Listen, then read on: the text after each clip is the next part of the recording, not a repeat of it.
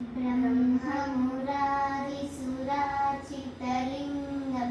निर्मलभाषितशोभितलिङ्गं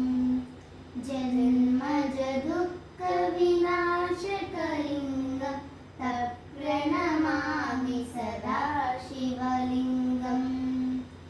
देवमुनिप्रवराचितलिङ्गं कामदहनकरुणाकरलिङ्गं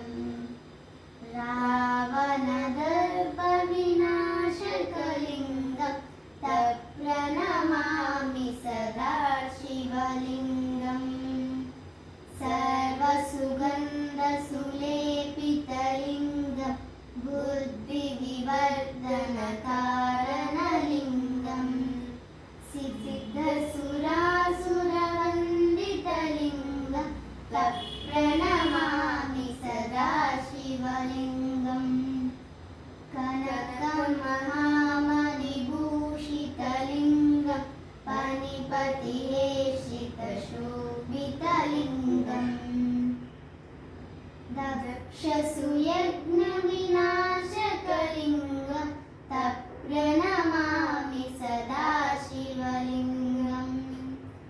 कुङ्कुमचन्दनलेपितलिङ्गं पङ्कजहासशुशोभितलिङ्गं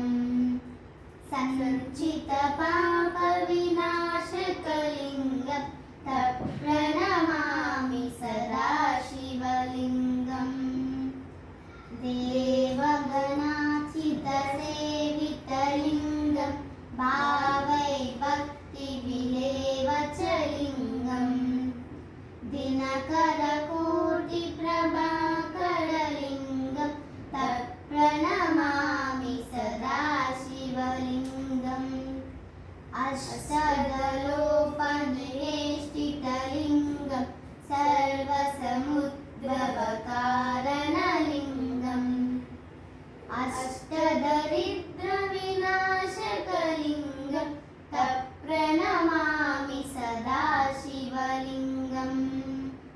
सुरगुरुसुरवरपूजितलिङ्गं सुरवरपुष्पसदाचितलिङ्गं परमपरं परमात्मकलिङ्गं तत्प्रणमामि सदा शिवलिङ्गम् लिङ्गाष्टकमिदं पुण्यं यः पठेचितसन्निधौ शिवलोकमहास्रोति शिवेन सह मोदते।